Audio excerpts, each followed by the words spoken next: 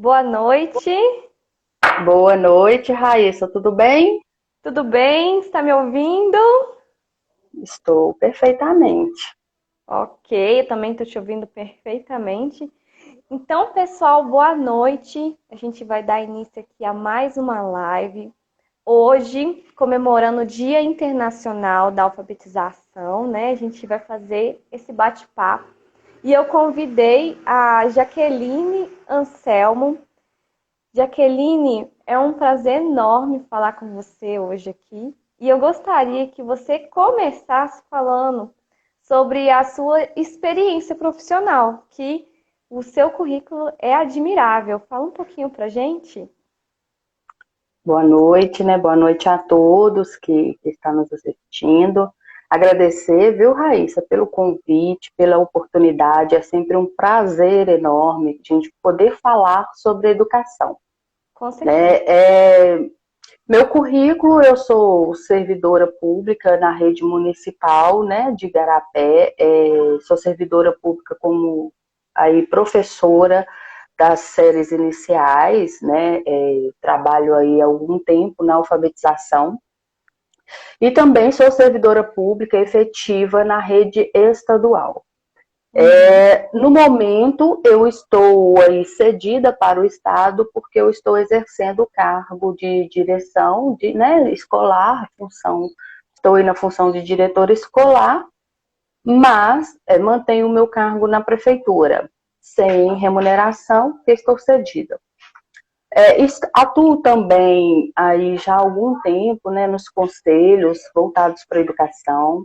Correto. Estou aí já no meu segundo mandato no Conselho Municipal de Educação aqui de Igarapé, faço parte também do Conselho do Fundeb, estou na vice-presidência do Conselho do Fundeb, já fiz parte do Legal. Conselho de Alimentação Escolar, né? Faço parte do coletivo de gestores, que é um grupo de diretores, né, que faz uma organização dentro do Estado para discutir as pautas da educação, né, e também faço parte aí do Pacto Global da Educação, que é um pacto aí voltado para fazer análise da educação num contexto mundial, e aqui do Brasil nós estamos responsáveis aí por fazer essa análise do Uhum. contexto educacional nesse momento, principalmente agora no momento de pandemia, e aí a gente emite aí algumas considerações, né? É um grupo formado pelo Papa, né, que tem ramificação em vários países, e Uhum. aqui em Minas eu sou uma das representantes aí deste grupo, tá bom? Resumidamente é isso, sou formada em pedagogia, Sim, né, também formada em administração de empresas pela UNA, apesar de não exercer a profissão, sim. pós-graduada em psicopedagogia, né, institucional e clínica, e a gente está sempre à disposição de debater, de discutir, com críticas construtivas, né, com relação à educação, porque eu acho que isso que é importante, a educação é para isso, para a gente dialogar, para a gente conversar e poder fazer propostas que venham a melhorar, Com né, certeza. esse espaço que nós estamos aí dentro dele. Inclusive, Jaqueline, eu acho que eu li que você faz parte do, como é que é? Integrantes do coletivo com elas. O que seria isso? Esse? Sim, eu sou integrante do coletivo Com Elas, né?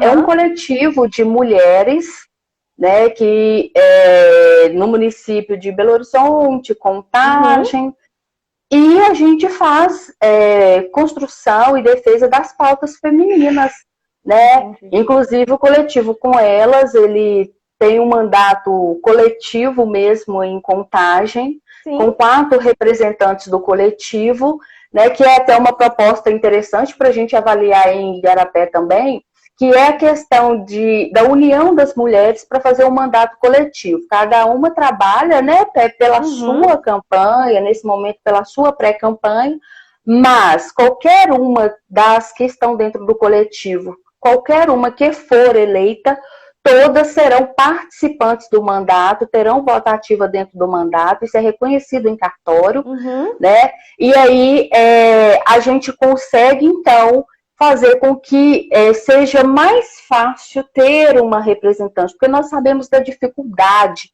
que a mulher tem, né, dentro desses espaços ainda. Nós ainda temos muitas dificuldades, né, devido à construção histórica da nossa sociedade.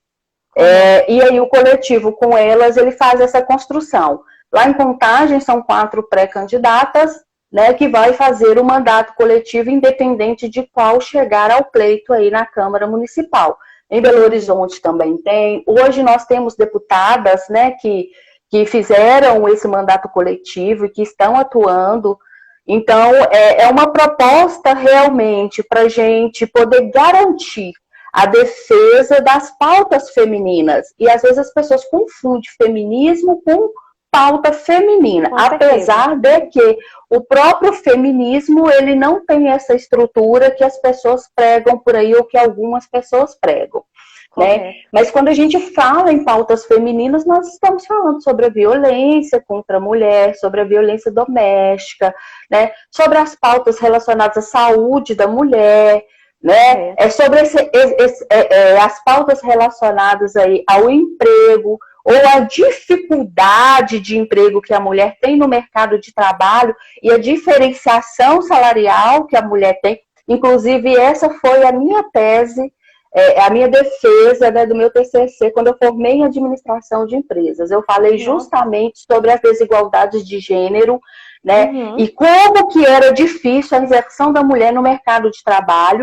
E mesmo quando ela consegue essa inserção, como ela é menos valorizada do que o homem, mais explorada às vezes do que o homem, né? E essa dificuldade, né, realmente dentro da sociedade, porque a mulher, ela além de ser uma profissional, ela é mãe, ela é dona de casa, né? Então é aquilo que toda mulher sabe, que a gente fala.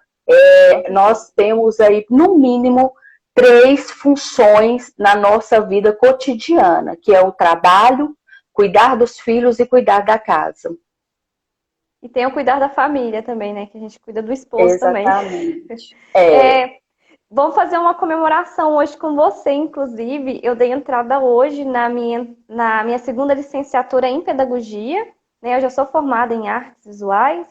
E eu estou fazendo uma pós em arte-terapia. E hoje eu dei entrada na minha segunda licenciatura em pedagogia. Eu quero até comemorar isso com você aqui, né? A gente está fazendo essa live agora.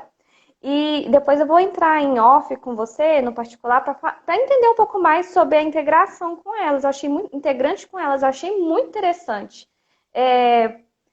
Então, para dar início, né, ao tema que é sobre a alfabetização, eu gostaria de que você falasse um pouquinho sobre como é o processo de alfabetização nas escolas. Vamos dar início na educação infantil, né? Que também tem educação de jovens e adultos, né? Isso. Na educação infantil, Raíssa, a gente hoje, agora com a legislação que veio aí com a nova BNCC, ela fala sobre essa alfabetização na educação infantil. Mas até então, o que a gente sempre trabalhava na educação infantil é mais o lúdico mesmo. Trazer a criança para aprender de uma forma prazerosa, né? Numa construção que ela não percebe que ela está estudando, né? Mas a gente transforma o espaço educacional num espaço de brincadeira, num espaço de prazer, num espaço de aprendizagens lúdicas, e isso agrega o conhecimento na vida da criança na primeira infância. Com a nova BNCC, a BNCC agora ela fala do processo de alfabetização aos 6 anos, que antes se iniciava aí aos 7, né, lá no primeiro ano. E aí, na verdade, hoje ela traz para 5 anos, porque houve também uma alteração na data de ingresso aí inicial, né, que antes era uma data até junho e agora ela passou para maio. Então, hoje já se cobra, a partir deste ano, né, nós já estaríamos cobrando, se nós não tivéssemos nesse momento atípico, que fosse iniciado o processo de alfabetização lá no segundo período, né? E aí, esse processo seria concluído no final do segundo ano do Fundamental 1, porque o processo de alfabetização, ele é feito em 3 anos, né? Que a gente inicia no primeiro ano, a gente retoma no segundo e conclui no terceiro, né? É claro que isso vamos dizer assim, é uma metodologia escrita que na prática nem sempre é desta forma. Por quê? Porque nós temos que entender que cada criança, ela tem o seu tempo, né? E que ninguém é igual a ninguém, nós adultos não somos e as crianças também não são, né? Então, cada criança, ela tem o seu tempo, ela tem o seu espaço e ela tem o seu momento, né?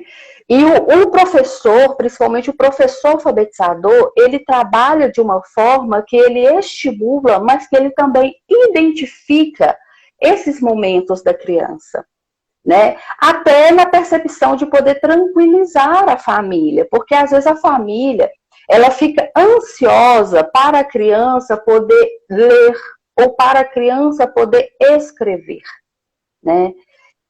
Mas aquilo, às vezes, é uma consequência de um processo, né? E às vezes, aquilo que a família tem por achar que está sendo um processo demorado, na verdade, é o tempo da criança, né?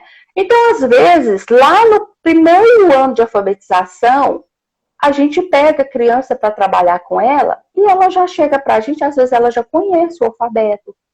Ela já consegue fazer uma leitura silábica, mas ela consegue, porque às vezes os pais trabalham com ela em casa, né?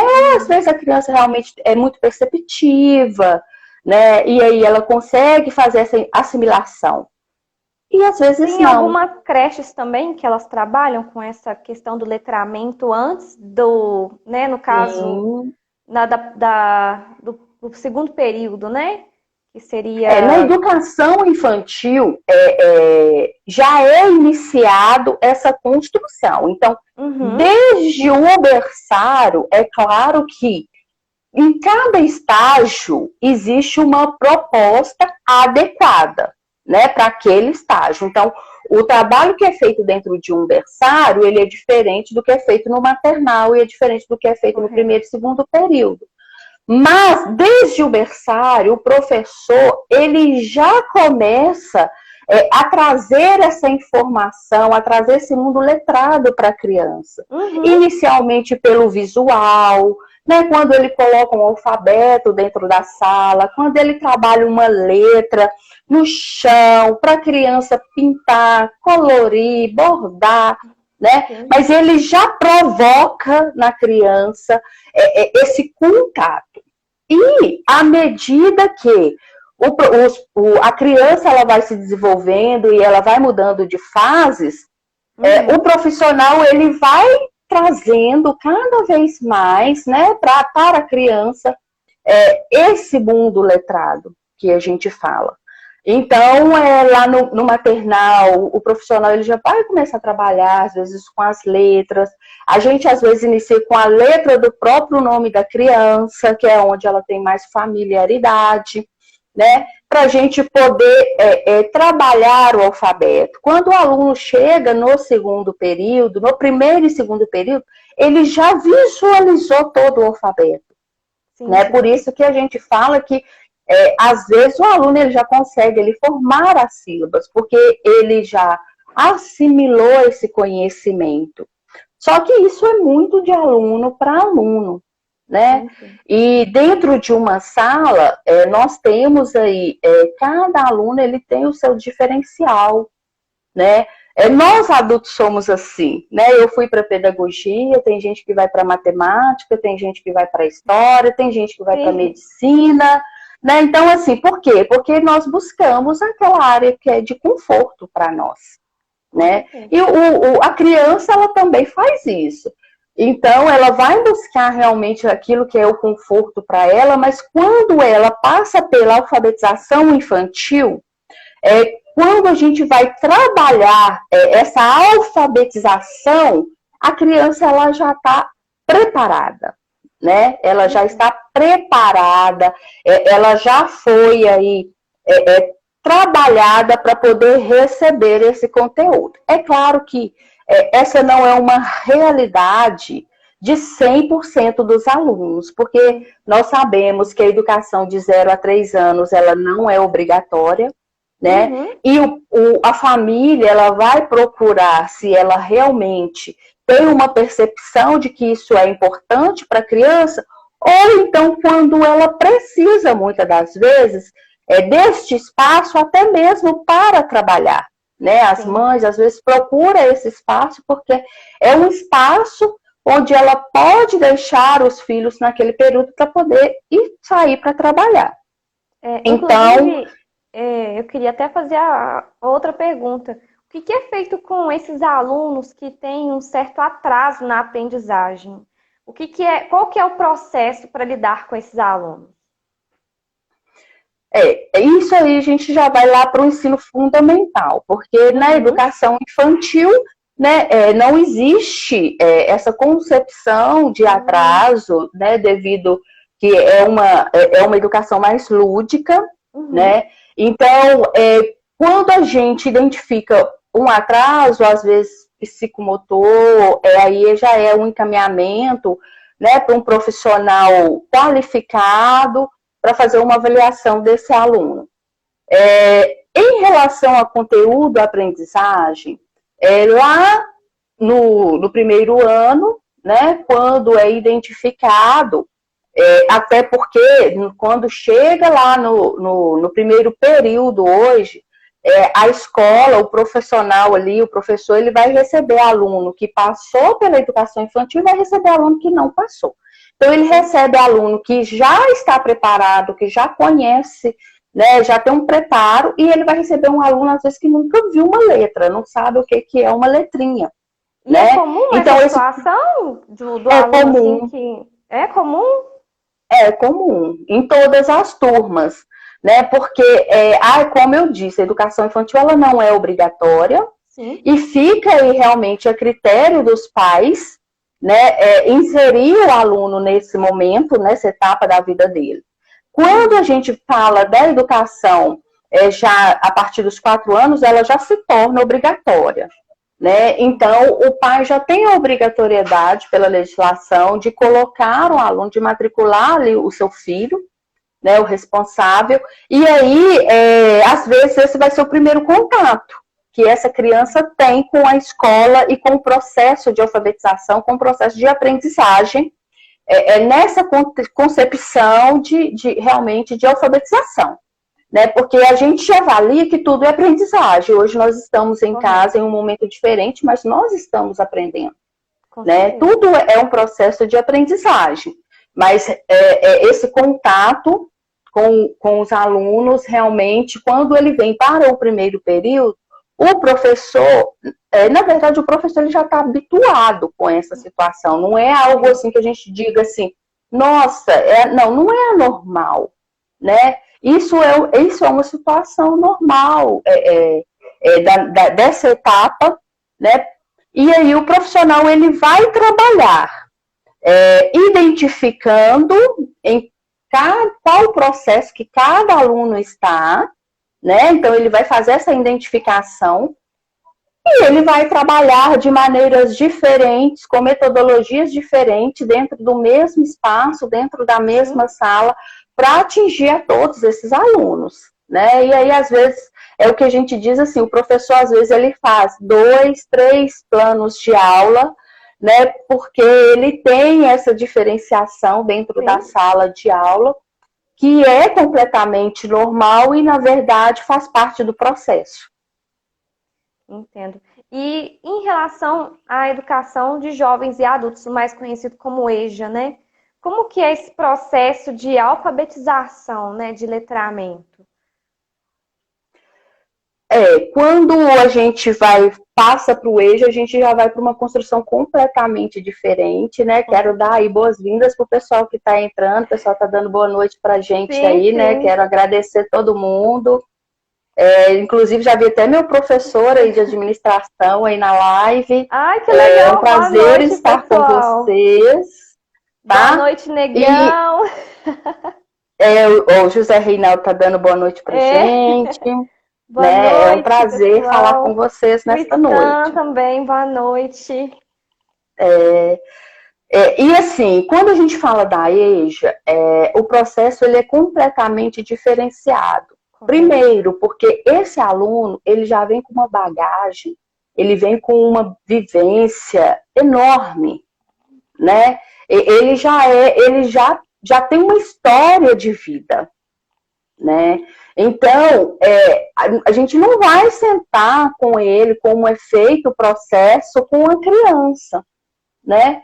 Então, nós trabalhamos de uma maneira diferente com esses alunos, tentando agregar a vida deles, o conhecimento, dentro do conhecimento que eles já trazem, valorizando essa bagagem, né? E mostrando para eles a importância deles estarem dentro desse espaço, deles valorizarem esse momento e de realmente eles se esforçarem para estar neste momento, porque a criança ela é obrigada pela legislação a estar na escola.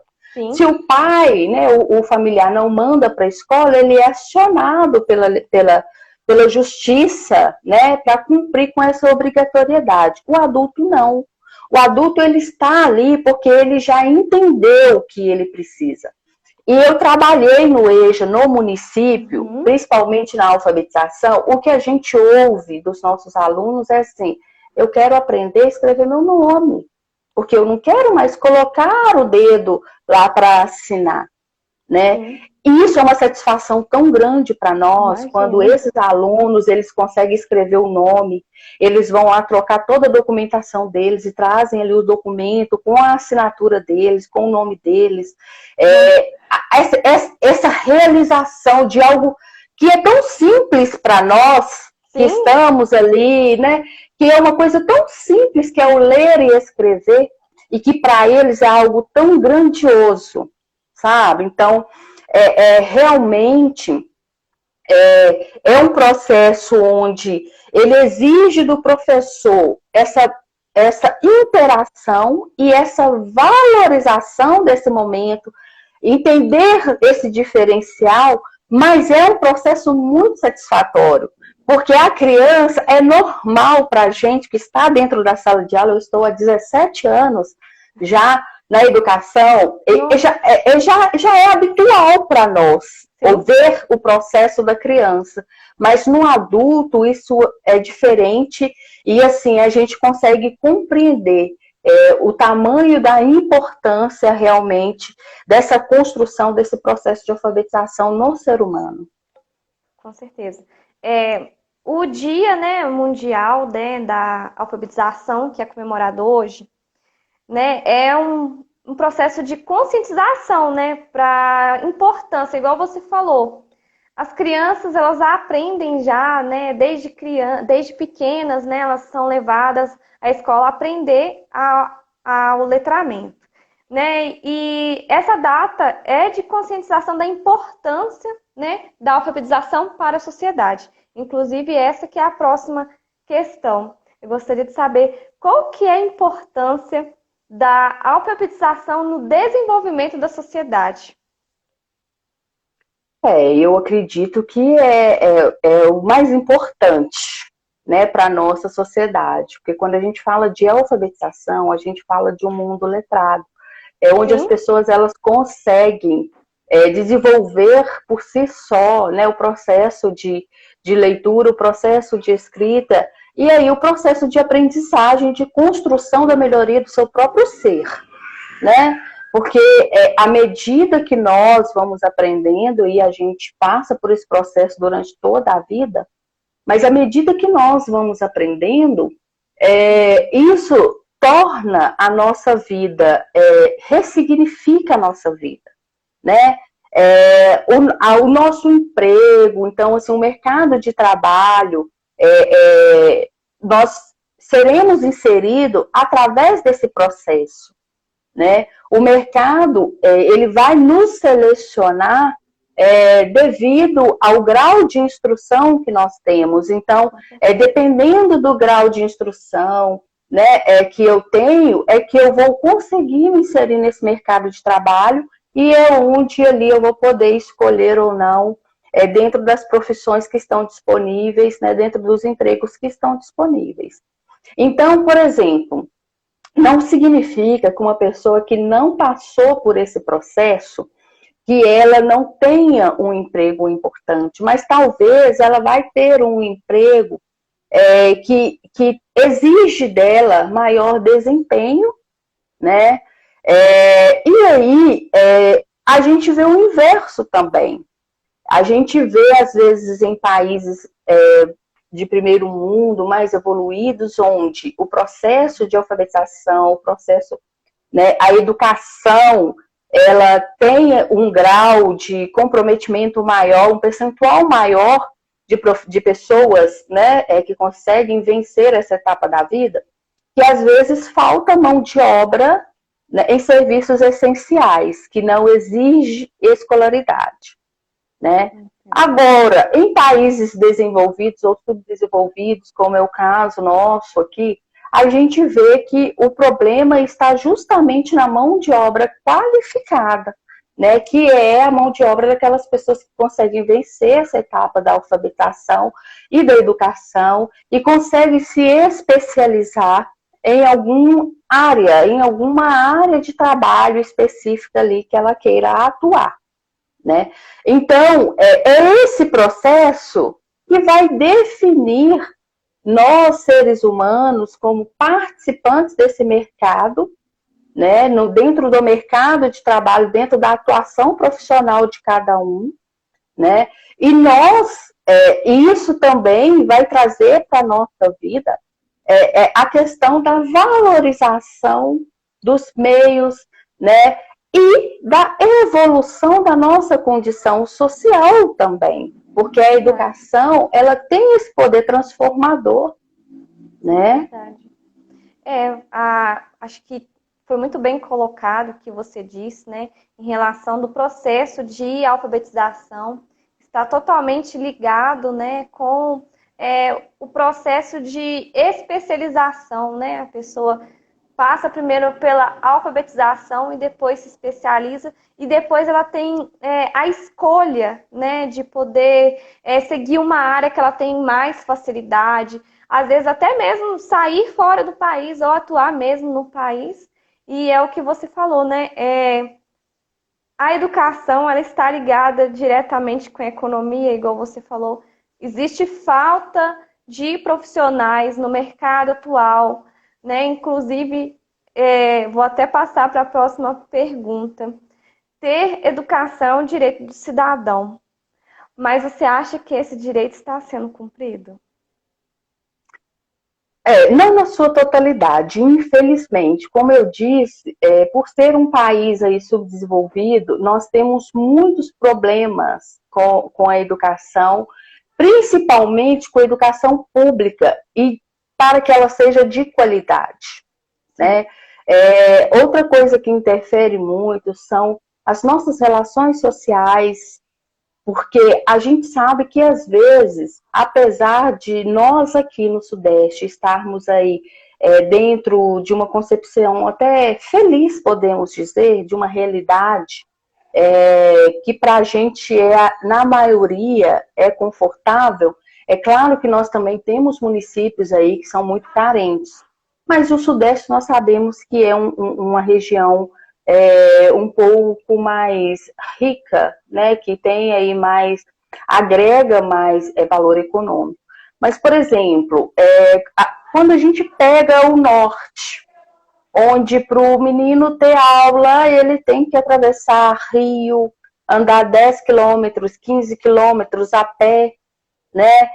A gente tem escola no norte que o aluno ele vai e fica a semana inteira, porque é tão longe que se ele for voltar todos os dias, ele não vai. Ou então tem, às vezes, comunidades que ficam tão distantes que é o professor que vai naquela comunidade uma vez por semana. Né? Então, assim, o processo de educação no Brasil, ele é muito desigual.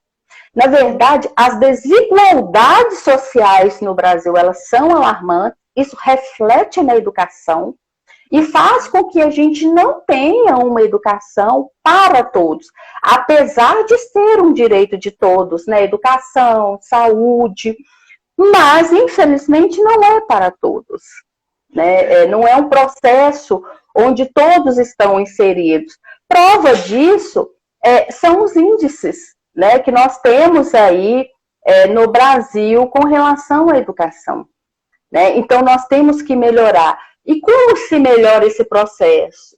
Não tem outra saída a não ser investir em políticas públicas educacionais. Né?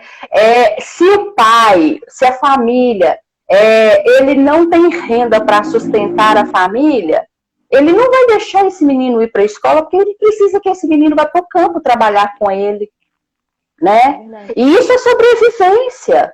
Como você vai dizer que isso está errado? A pessoa, isso é sobrevivência do ser humano, né? Então nós precisamos de políticas públicas que vá trabalhar com equidade com aqueles que são menos favorecidos, né? Entender que estes também têm direito, que os direitos deles têm que ser assegurados e talvez para que os direitos deles sejam assegurados, eles precisam de maior atenção, de maior investimento, né? E eles precisam realmente de uma política pública educacional diferenciada. Sinceramente, nós estamos muito longe desse processo. Mas o bacana é que quando a gente discute como nós estamos fazendo aqui hoje, né? Quando a gente consegue levar esse conceito para as pessoas, a gente caminha um pouquinho mais dentro desse processo, né? Sim. Mas realmente tá difícil de nós chegarmos aí a, de fato, garantir no Brasil uma educação pública de qualidade, com equidade para todos. Entendo.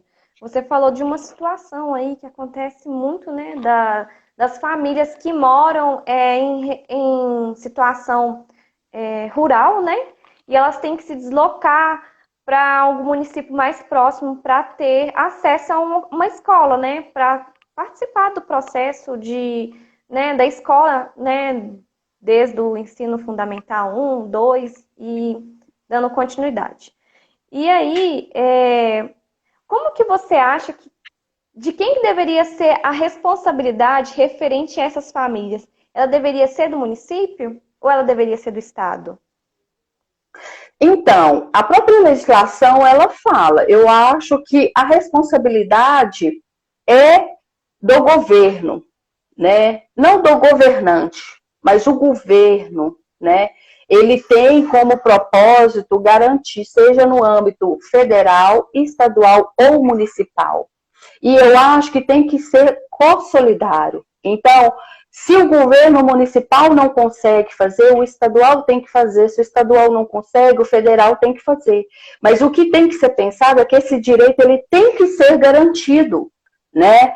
A gente não pode justificar a inexistência da garantia do direito ao fato de que é responsabilidade de um ente federado. Não. A responsabilidade tem que ser de todos os entes federados no âmbito municipal, estadual e federal, né? Então, isso é importante. Inclusive, foi uma das discussões feitas agora, há pouco tempo, pelo Fundeb, né? Que o governo federal não queria aumentar o valor da participação, o percentual de participação do governo federal, e justamente foi colocado, olha, todos têm a obrigação de garantir uma educação de qualidade, né? Porque é claro que nós entendemos que existem as suas peculiaridades, mas esse direito, ele não pode ser ferido por isso. Pois dando continuidade aqui, você acha que está sendo muito difícil achar profissionais adequados, no caso, para as escolas, professores, coordenadores, diretores, supervisores? Há essa dificuldade em conseguir o profissional de qualidade para colocar dentro das escolas, você como gestor até? Sim, Eu costumo dizer que nós temos um privilégio e que a maioria dos nossos profissionais, eles são extremamente qualificados, principalmente no município de Igarapé. Nós temos um dos maiores IDEBs da região metropolitana. Né? Nossos alunos, sim, nossos alunos da escola pública saem do ensino médio e conseguem passar em universidades federais, conseguem tirar 100% de aprovação no Enem, que às vezes a gente não vê esse resultado nem mesmo na rede privada. Não é para todos, mas mostra que a competência e o trabalho dos profissionais que nós temos no município, o comprometimento desses profissionais, tem surtido um resultado. Sim. O que a gente tem que rever no Brasil, em Igarapé, em Minas Gerais, é o processo de valorização dos profissionais da educação. Porque o que a gente tem hoje é uma inversão de valores, onde o profissional, aquele aluno jovem que sai do ensino médio e que vai para a faculdade, ele não quer fazer uma faculdade onde ele vai voltar para a escola e ser professor. Por primeiro, porque não tem valorização. Né? O profissional da educação, ele recebe 1/3 do que outros profissionais com formação de nível superior. Né? Isso são dados do IBGE, né, que podem ser consultados. Então, os profissionais da educação, eles têm uma remuneração muito abaixo daquilo que seria o ideal para a formação acadêmica dele. Então, nós precisamos rever isso. Outra coisa são as estruturas educacionais, né? Porque além de não ter valorização, nós não temos, muitas das vezes, estruturas para trabalhar de uma forma que traga e que agregue qualidade. Então, nós também precisamos melhorar as estruturas. E nós precisamos, tem algo que todo profissional da educação ele quer, e não está relacionado nem a dinheiro e nem a material pedagógico, mas ele quer ser reconhecido pelo esforço e pelo trabalho que ele faz. Porque a educação, ela forma todos os outros profissionais. Nós não teríamos nenhum profissional se não fosse o professor. Se não fosse o professor, nós não teríamos médico, né? Nós não teríamos administradores. Consequentemente, não teríamos empresas para trabalhar. Mas o profissional da educação, ele é desmotivado e ele é desvalorizado até mesmo na situação social do cargo ao qual ele escolheu, da função que ele escolheu para trabalhar. E a gente vê isso até pelos grandes meios de comunicação. Vira e mexe, a gente vê algo assim na imprensa. Grava seu professor dando aula. Olha, né, vamos denunciar, olha, o professor tá... Não. Na maioria das vezes são fakes descontextualizados, que não retrata o trabalho do profissional da educação, né? E que vem a desmerecer o trabalho dos profissionais da educação e, consequentemente, vem nos desmotivar. Né? É por isso que hoje nós temos poucos profissionais jovens que querem realmente ir para o mercado de trabalho e se formar na área da educação. Infelizmente. Boa noite aí pro pessoal, né? O pessoal tá entrando. Ia dar né? boa Aquele noite. aí tá minha cunhada, eu já vi minha irmã aí, Maurício, já. Né? Maurício tá dando boa noite pra gente. É um prazer, né, estar com vocês aqui, gente. Boa noite, pessoal. Agora, você falou, inclusive, da estrutura da escola. Por que você acha que tem essa precariedade nas escolas, né? De não ter cadeira quebrada, né? Às vezes não tem um banheiro funcionando. Por que isso acontece? Então, nós passamos por 2 fatores aí. Primeiro é o fator político, né? Que é a falta de investimento educacional, que gera muitas das vezes a precariedade do sistema. E nós temos também a questão do próprio ser humano, do educando, não entender que aquele espaço é dele. Eu falo isso muito na escola. né? Se eu vou depedrar algo, se eu vou quebrar, se eu vou estragar, é o meu dinheiro que está ali, é o meu imposto, né? É o suor do meu trabalho que é revertido para aquilo, né? Então, se porque foi quebrado, porque foi estragado, eu vou ter que comprar novamente, eu vou tirar recurso de algo que eu poderia fazer que eu não vou fazer mais.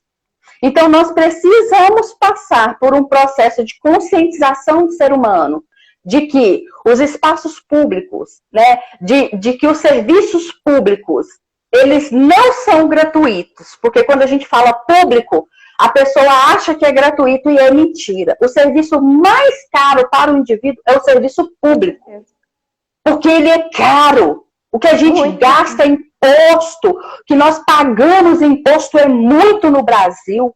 Muito. A cada 12 meses, 4 meses do nosso salário é para impostos.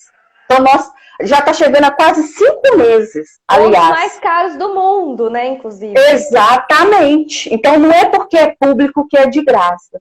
Então, a gente tem que entender, e tem que entender que parte de nós também conservar todos os espaços públicos. E nós precisamos cobrar mais investimento, porque não é só conservar. Realmente, em algumas situações, o que falta é recurso financeiro, né, para melhorar as estruturas e até mesmo para criar novas estruturas. Né, porque a gente brinca o seguinte, não há escola que baste para as crianças, então a gente precisa estar sempre construindo escolas. E a gente ainda não está nem na realidade, né, do que a LDB prega e reza que seria o ideal, que é a escola em tempo integral. Em Igarapé, nós temos 20 escolas municipais e 7 estaduais. Se nós tivéssemos escolas em tempo integral, só para atender a demanda que nós temos hoje, nós precisaríamos de 40 escolas municipais, né, e 14 estaduais. Então, tem que ter investimento. Sim, sim. O Carlos, o Stan, né, Stan, prazer, ele pediu para a gente falar aí sobre a questão da tentativa da interferência na educação por parte do atual governo federal, a questão da tal escola sem partido e as questões ideológicas. Sim. Stan, eu até tentei falar superficialmente, né, dessa questão dos fakes, porque realmente é um embate, a gente sabe, mas realmente esta é a provocação quando a gente fala dessa percepção do julgamento que se tem hoje aos profissionais da educação. A escola sem partido, ela tentou, né, trazer isso, dizer que o professor estava trazendo a sua ideologia, sendo que, na verdade, isso é uma mentira. Você ensinar história, sociologia, não é pregar a sua ideologia, né? Ou não é querer levar ali ao educando uma mistificação daquilo que você pensa, ou tentar aí, igual eles colocaram, que a gente fazia política dentro da escola. Mas, na verdade... Tem uma metodologia, né, para ensinar o conteúdo.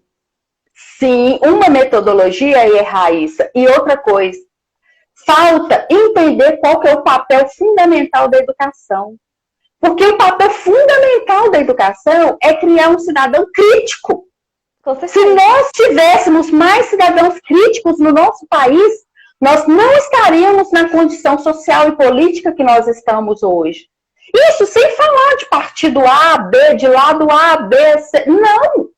Se nós tivéssemos formadores de opinião, cidadãos críticos, que soubessem fazer a leitura, que soubessem fazer inferência... Vou até voltar um pouquinho na nossa conversa aqui, né, que eu até perguntei de quem seria a responsabilidade, né, de quando um aluno tem dificuldade de sair da sua casa, né, para se deslocar de onde ele mora, da zona rural, né, que seja talvez um pouco mais afastada da região central. De quem seria essa responsabilidade? É do próprio cidadão. Essa responsabilidade é do próprio morador do município de ver essa dificuldade, né, do próximo e lá na Câmara dos Vereadores fazer essa reclamação aqui, ó, tem aluno tal, da escola tal, que está tendo dificuldade para chegar na escola, vocês não vão fazer nada, vocês são o poder público, né, no caso, os vereadores, eu mesmo que estou aqui, estou tentando representar a população, é responsabilidade de quem está ali, né? Por isso que você falou essa questão de tornar o cidadão crítico, né? Então, assim, tá até aí, vamos, né, conscientizar na hora de votar, né? Colocar uma pessoa que tá ali, que vai trabalhar, né? Só que eu acho que o governo não quer isso, né? Ele não quer a pessoa É pensando porque, na por si só. verdade, a gente passa pela questão até justamente essa questão histórica, né? Sim, Porque quanto mais críticos, quanto mais formadores de opinião, quanto mais conceituados nós somos, mais avaliação crítica nós vamos fazer. Isso reflete também fazer uma avaliação crítica dos próprios governos, né? E a correto. gente sabe que dentro desse cenário atual de governo que nós temos, essa estrutura de governo que nós temos no país, Uhum, significaria, provavelmente, ressignificar a política, com né? certeza. Por quê? Justamente porque quando o cidadão ele consegue avaliar, ele não vai aceitar a corrupção, Não vai né? aceitar Quando o qualquer cidadão pessoa lá. e aí a gente entra naquela disputa também de poder social. Porque se todo mundo tiver condição social de ressignificar a sua história, né, quem vai servir de mão de obra barata? Verdade, Entendeu? Também é uma reflexão, né? totalmente. Marx já falava isso, né? Assim, para entrar um pouco na questão ideológica, como o Stan nos provocou aí. Sim, Então, sim. o homem, ele é visto pelo mercado como extensão da máquina. Se o Correto. homem se torna um ser crítico e realmente ele vai tentar evoluir na sua formação acadêmica, ele vai começar a questionar, né? E É. aí, talvez ele não vai se propor mais a ser uma extensão da máquina. Não vai aceitar ser manipulado. Então, enfim, Exatamente. tem 47 minutos já de live, eu vou ter que começar a encerrar. Aí, assim, a pergunta até pra gente encerrar agora é a seguinte. A gente está vivendo essa situação de pandemia agora, né? E eu gostaria de saber, você acha que com essa situação de pandemia, da falta de aulas presenciais, isso vai aumentar vai diminuir, aliás, o processo de alfabetização? Olha, Raíssa, na verdade, nós vamos enfrentar novos desafios. A educação, na verdade, o mundo ele vai ter que se ressignificar após a pandemia. Mas principalmente na educação e na saúde, né? Porque a gente sabe que são os dois movimentos aí que foram mais afetados pela pandemia, Correto. né? O que vai acontecer aí é uma ressignificação da educação. Então, o modelo que nós conhecíamos até março de 2020, ele deixou de existir, né? Ele não existe mais e não vai voltar a ser como era antes, né? Jamais. Primeiro porque nós evoluímos nesse processo, nós aprendemos outras coisas, nós aprendemos novas metodologias, né? A gente aprendeu a usar a tecnologia dentro desse processo. Com certeza. Né? Então, assim, nós realmente teremos que reavaliar todo esse processo. Não existe receita de bolo, até porque nós não sabemos ainda nem quando será o fim desse período, Verdade. né? Nós torcemos para uma vacina, mas a gente não tem definido quando ela vem. E mesmo né? que ela fosse começar a ser aplicada em massa hoje, a gente teria que esperar pelo menos uns 2 anos para saber quais são os efeitos colaterais.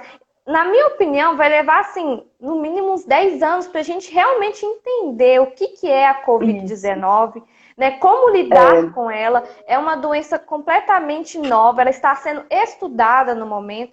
Então, assim, uma nova realidade, novos hábitos agora, né? E a gente vai ter que, assim, eu acredito, na minha opinião, assim, vai ter um aumento aliás, vai ter uma diminuição no processo de alfabetização. Até mesmo porque agora a própria família está tendo que educar as crianças, não é? Na verdade, nós que somos profissionais da educação, Sim. a gente não coloca esse peso na família. A gente É? entende que hoje a família ela é um tutor, não um Sim. educador. Até porque ela não Sim. tem formação para isso. É Exatamente. querer colocar em cima da família uma responsabilidade que ela não tem, né? E que ela não construiu, porque é um processo de construção. Hoje as famílias, elas são tutores, mas realmente tem muitos pais que eles não vão querer que os filhos retornem presencialmente, né? Justamente pelo medo. Eu acho que você colocou muito bem essa questão de que a vacina, ela não vai garantir que o cenário está seguro, porque o próprio efeito da vacina, ele vai ser analisado no momento que estiver acontecendo, né? Os fatores serão, assim, analisados em tempo real, né? Não houve um momento de preparação. E a gente vê isso, a gente vê que tem lugares que estão abrindo as escolas e estão fechando novamente. Sim. Né? Porque realmente nós iremos precisar. Na verdade, eu digo muito que, como eu já disse para você, não existe receita de bolo.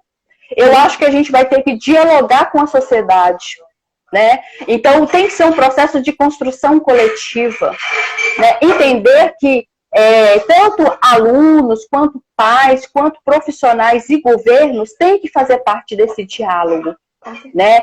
E, inclusive, os profissionais da saúde também, para a gente entender qual é o melhor momento, quais são as metodologias que nós vamos trabalhar no pós-pandemia, né? E quais são as análises. E nós precisamos entender também que nós precisamos garantir o direito à educação de todos.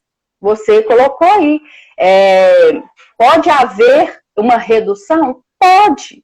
Mas nós temos que trabalhar para que não aconteça uma redução e para que o direito à educação seja uma garantia efetiva como preza a Constituição. Né? É claro que quando a gente fala do menor de idade, né, a criança ou adolescente até os 18 anos, a legislação já prevê essa garantia, e quando a gente fala do adulto, realmente não existe essa obrigatoriedade e a gente vai ter que fazer um trabalho de conscientização, realmente, para a gente poder não ter um momento de voltar no cenário educacional e voltar aí a números antigos, a índices antigos, que a gente tinha um percentual aí de analfabetos alto no país por conta dessa falta de acesso à educação. Então, eu acredito que é um desafio para todos os governos, né, tanto federal quanto estadual e municipal, principalmente, que vai assumir aí no próximo ano, né? E aí vem aí e precisa ressignificar todo o processo. Então, nós teremos um desafio muito grande e não existe receita de bolo realmente. Nós teremos que criar projetos, implementar, avaliar e reavaliar durante todo o período aí, pelo menos, no mínimo, nos próximos 2 anos, para que talvez, tendo uma vacina eficaz, eu acredito que após uns 2 anos a gente consiga voltar para uma possível normalidade de um cenário antes da pandemia. O tempo deve estar acabando, você passou tão rápido, né? Essa conversa foi tão prazerosa. Eu acho que eu ficaria mais 1 hora conversando sem ver a hora passar. Nossa, Jaqueline, foi um prazer, assim, ter essa conversa com você. Eu falar assim, eu aprendi muito hoje. Muito obrigada pela sua presença, né? Eu espero futuramente, assim, a gente estar trabalhando junto também, né? E muito obrigada. Eu que agradeço, né, mais uma vez, pelo espaço, pela contribuição. Falar sobre educação é muito importante, né? É sempre importante. E, assim, eu estou à disposição, torço por você. Eu digo que Obrigada. Eu torço realmente para as mulheres, né, que vêm aí para os espaços públicos, porque a gente precisa discutir mais, né? A gente precisa da garantia dos direitos fundamentais, né, os direitos das mulheres, aquilo que a gente falou no início, né, nós temos que prezar por essa construção das mulheres realmente, elas assumirem os espaços que elas quiserem, né? seja onde a mulher quiser estar, ela tem o direito de estar, e é importante ela estar, né? Me colocar à disposição sempre, tá, Raiz? À disposição de todos aí, nós temos vários pré-candidatos aí que participaram conosco, né? Então, a gente está sempre à disposição de dialogar sobre educação, de trazer esse pouco conhecimento, né? Porque a gente está sempre num processo de evolução. Mas, assim, essa aprendizagem que eu adquiri até aqui, nos diversos espaços que eu participo, a gente está sempre disposto a contribuir, tá bom? Estou torcendo por você, viu? Obrigada. E assim, que nós tenhamos realmente um poder legislativo e executivo no próximo ano, principalmente em Igarapé, que seja voltado, né, para trabalhar em prol da sociedade, né, dos igarapeenses, porque é isso que nós precisamos. Nós precisamos realmente de políticas públicas que venham garantir os direitos dos cidadãos. Com certeza, com certeza. Colocou muito bem. Muito obrigada mais uma vez. Uma boa noite. Tchau. Boa noite, obrigada a todos, né, que estão aí, que nos assistiram, ficaram conosco nessa quase uma hora aí nos ouvindo, interagindo conosco. Eu sou muito grata a todos, viu? Muito obrigada pela presença. E para quem não sabe, pessoal, eu tenho agora um canal no YouTube falando com a Raíssa. Eu vou colocar o link na descrição e essa live vai estar disponível lá daqui a pouco. Tchauzinho, boa noite. Tchau, boa noite, com Deus.